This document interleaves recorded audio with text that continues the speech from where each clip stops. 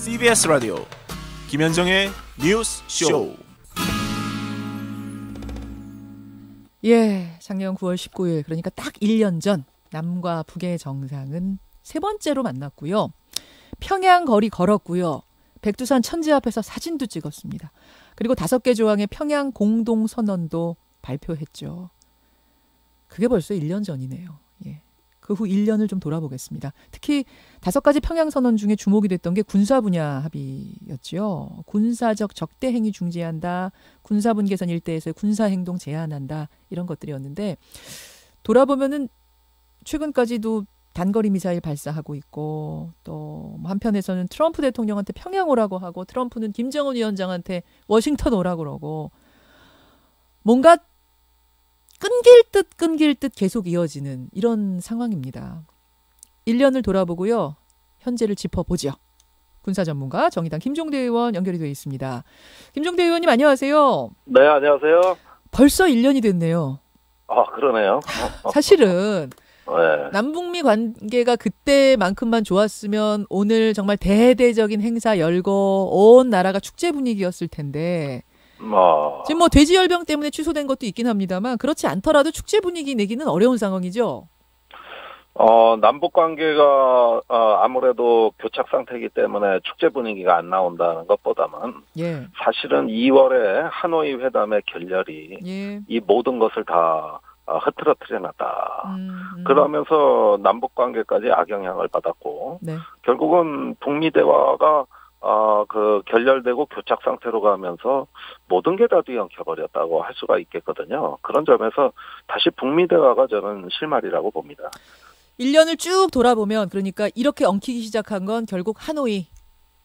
예, 거기서부터 이제 본격적인 재앙의 시작이었다고 보여지거든요. 예. 북한은 아직도 그 트라우마에서 벗어나지 못하고 있어요. 예. 제가 북한 쪽을 접촉을 작년에 하고 올해까지 이렇게 이어져 오면서 지켜보면은 예. 이 하노이 트라우마의 어떤 그 충격 이런 것들에서 못 벗어나고 있고 남북 관계는 이런 것들을 우리 정부가 돌파해내지 못하는 데 대한 어떤 북한의 원망 또는 아쉬움 원성 이런 것들이 결국은 우리하고 또다시 교착 상태로 가게 되는 원인입니다. 예.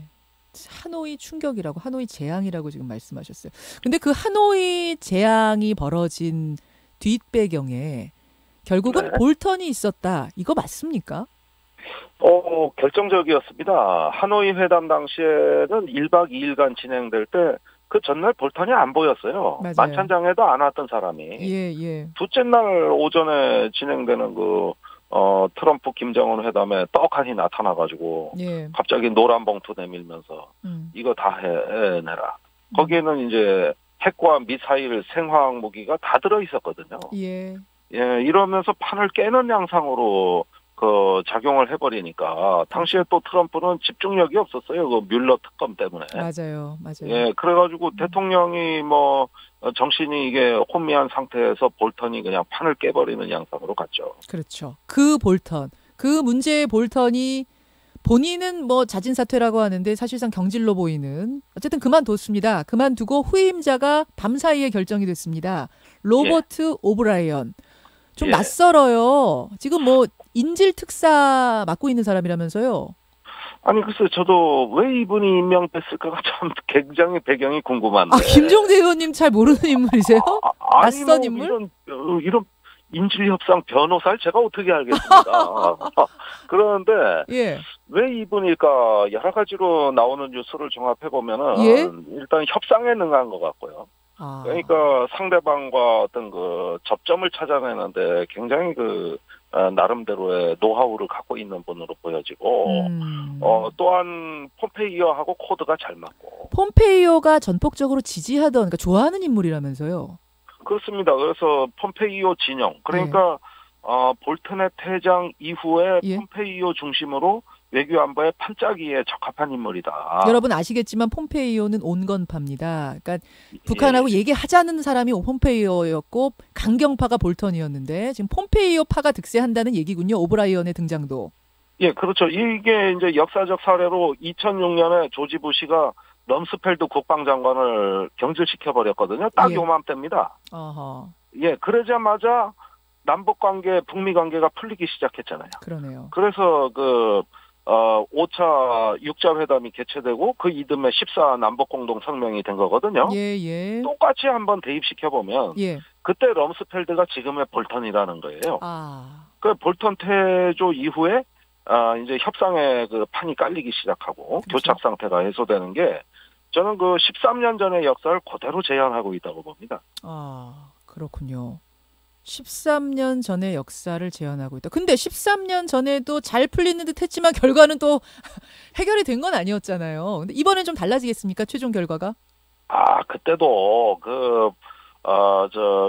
이 노무현 대통령이 이제 집권 말기에 이루어졌고 조지 부시도 집권 2기가 거의 후반부로 들었을 때예요. 예. 그러니까 이번에 트럼프 대통령도 모처럼 잘 풀었는데 내년에 대선에서 실패한다. 예.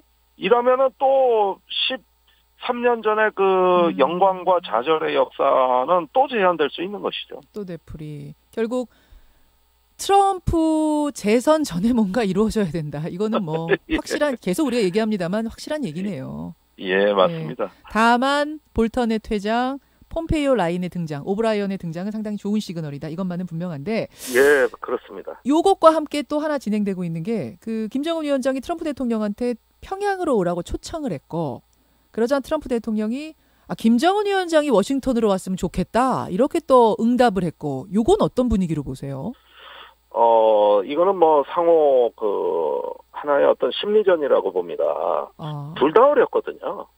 사실 트럼프 대통령이 평양 간다는 거, 김정은 위원장이 워싱턴 온다는 거, 사실 둘 다 실현되기는 참 어려운 아주 난제 중의 난제입니다. 그렇죠. 사실 서울도 못 오고 있지 않습니까? 그렇죠. 오기로 해놓고도 못 오고 있고. 예. 그런 만큼 지도자가 상대방의 수도에 방문한다는 것은 북미 관계 역사상 여태까지 없었던 일이고. 맞습니다. 예. 과거에 클린턴이 평양 방문한다고 해놨다가 안 한 적도 있고. 예. 이런 것들을 봤을 때 이것은 다분히 상대방한테 어떤 심리적인 압박을 주고 싶어하는 이런 어떤 친절한 압박 정책이다. 친절한, 아니 이게 왜 압박이에요? 겉으로 보기에는 오라고 초청하는 거 잘 대우해 줄 테니까 오십시오. 우리 집에 오세요. 이건 좋은 얘기 아니에요? 아니 우리 집에 오는 거는 이제 좋은 말, 이게 바로 친절함이고. 예. 그러나 오는데 쉽지 않을 것이다. 이건 압박이잖아요. 어차피 못 올 것 같은데 예, 오라고 한다는 자체가. 저는 적어도 양국 지도자가 상대방 수도를 방문하려면은 공식적인 국교 수립 정도의 카드는 갖고 가야 된다고 봐요. 그냥은 못 가니까. 그렇죠? 예, 단순히 그렇죠. 비핵화가 아니라 그렇죠. 오늘부로 양국 관계는 외교 수교 관계를 성립한다든가. 예. 이런 정도의 어떤 국가 관계의 정상화 조치. 예. 이런 정도의 내용으로는 채워져야 된다고 봅니다. 알겠습니다. 아직은 심리전 상태다. 예, 그럼 오브라이언의 등장과 함께 이 변화가 일어난다면 언제쯤으로 보세요?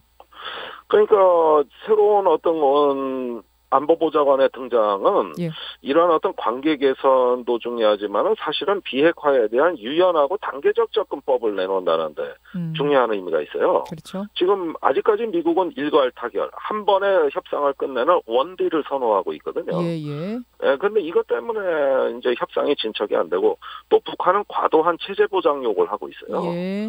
이것도 빅딜 아닙니다. 그런데 빅딜 대 빅딜은 이제 안 되고 중간 단계의 어떤 그 목표를 설정해서 그 단계적으로 나가는 협상안이라도 내놓는다면은 이거는 진전 속도가 굉장히 빨라지는 것이죠.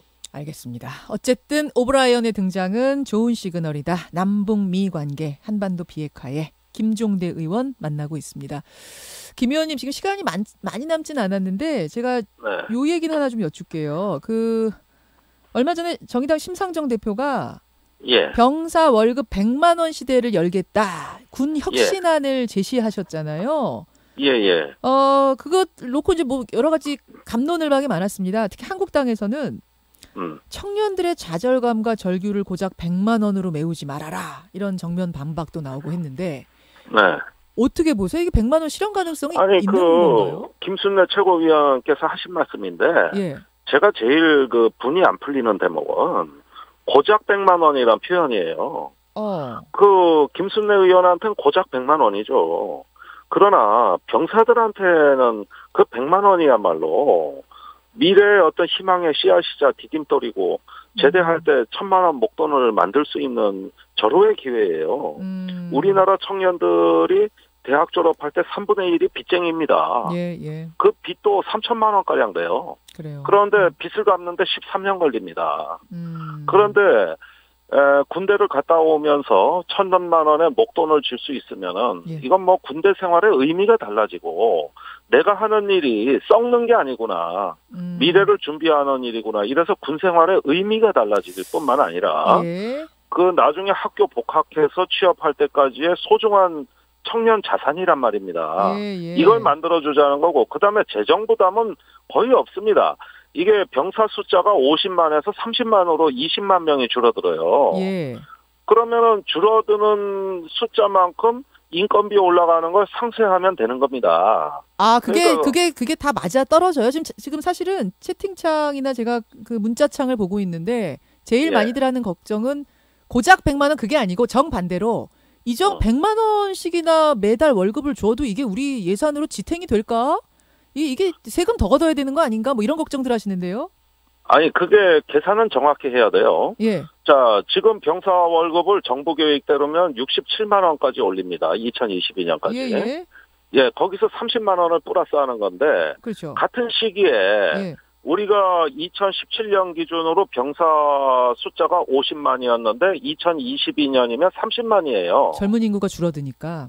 그러면은 국방재정엔 변화가 없다는 겁니다. 지금 병사 그 월급이 국방비의 4.2%입니다. 고작 4.2%예요. 알겠습니다. 숫자는 절만한데 이거를 100만 원으로 올려준다 그래도 5%가 안 됩니다. 알겠습니다. 그렇게 해서 나온 계산이 100만 원이다. 그렇습니다. 자, 여기까지. 여기 뭐 좀 구체화가 되면 다시 한번 논의할 기회가 있을 것 같고요. 일단 여기까지 듣도록 하겠습니다. 김종대 의원님 고맙습니다. 네, 감사합니다. 김현정의 뉴스쇼는 청취자 여러분의 참여로 이루어집니다. 트위터, 페이스북, 레인보우 게시판, 그리고 단문 50원, 장문 100원의 유료 문자 샵 1212, 우물정 1212 통해 참여하실 수 있습니다. 김현정의 뉴스쇼 여러분과 함께 만듭니다.